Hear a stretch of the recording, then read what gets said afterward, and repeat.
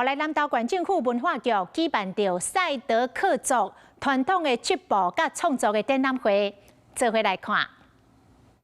南投县文化局伫咧武德殿文化园区新春首场展览，邀请赛德克族传统织布工艺保存者林希美来展览出伊的个人作品。其中，伊所设计现代礼服，互真侪参观的民众拢感觉真不简单。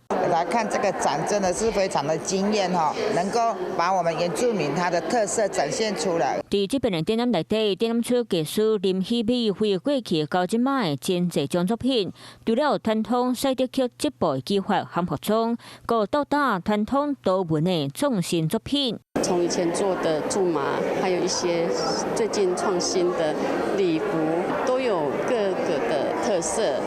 文化局强调，希望让民众对关注民族织布文化，可靠真侪体验和全新的认识。